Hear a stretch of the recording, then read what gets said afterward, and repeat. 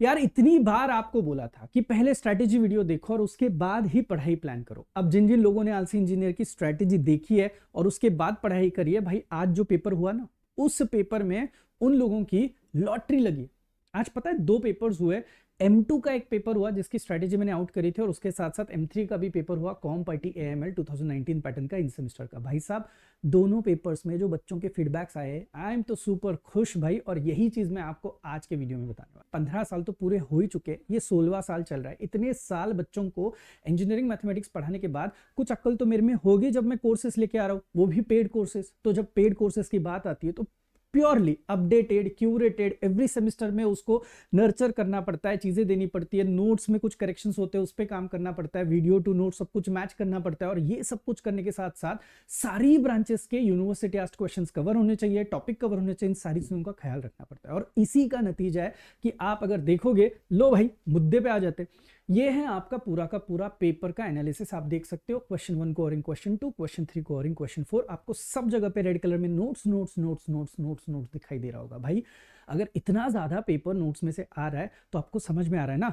अच्छा चलो मुझे एक बात बताओ, आप कितनी बार एग्जाम देना चाहते हो? भाई एक ही बार ना, फटाफट एक बार का सब्जेक्ट निकल जाए, आपका काम खत्म होता है ना। तो भाई देखो, अगर आप मल्टीपल टाइम्स एग्जाम देने की सोच रहे हो, बैक लगाने की सोच रहे हो, तो भाई आप जो चाहे करो, फिर आप मेरे वीडियो नहीं भी देखोगे तो भी चलेगा। लेकिन अगर आपको पता है 1 स्ट्रोक में सारे के सारे पेपर्स निकालने और अच्छा स्कोर करना है, तो रिस्क मत लो। अभी भी बता रहा हूं मैं, रिस्क मत लो। ये देखो सारे के सारे क्वेश्चन नंबर 1 को, क्वेश्चन नंबर 2 और था, देखो सब कुछ नोट्स में से था, इधर उधर से पकड़ के वैल्यू में भी इधर उधर नहीं था, सब ऑलरेडी नोट्स में प्रेजेंट था। अगर आपने अच्छी पढ़ाई करी होती, नोट्स रेफर करे होते, तो मुझे बताओ क्यों आपको 15 में से 15 इस यूनिट 1 में नहीं मिलते कि नहीं? अब सिमिलरली यूनिट 2 को आपको क्वेश्चन 3 को और इन क्वेश्चन नंबर 4 था, सब जगह पे आपको नोट्स नोट्स नोट्स नोट्स दिखाई दे रहा है, सिर्फ 2 जगह पे ऑनेस्टली बताता हूं क्या हुआ।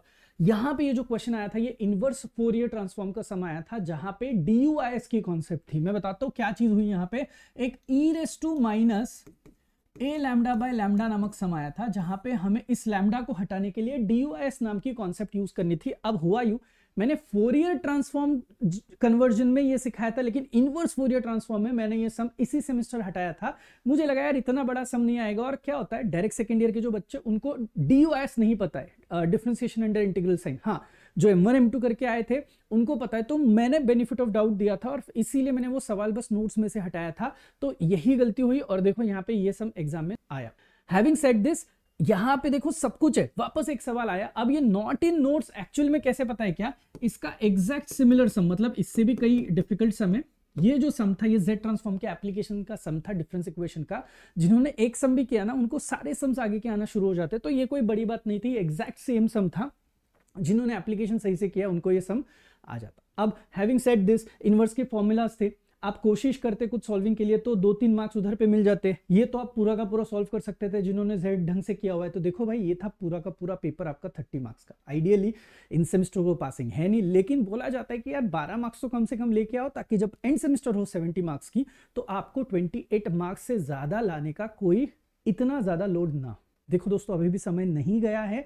आप फटाफट आलसी इंजीनियर का ऐप डाउनलोड करो, डेमो सेशन देखो। बहुत दिल से बता रहा हूं, इतना कॉन्फिडेंस खुद पे रख रहा हूं और फिर जाके आपको बता रहा हूं यार। एवरी सेमेस्टर, जैसे मैंने आपको बोला, एवरी टाइम हम लोगों ने इसको अपडेट किया हुआ है और आपको सर्विस देने की कोशिश करी है।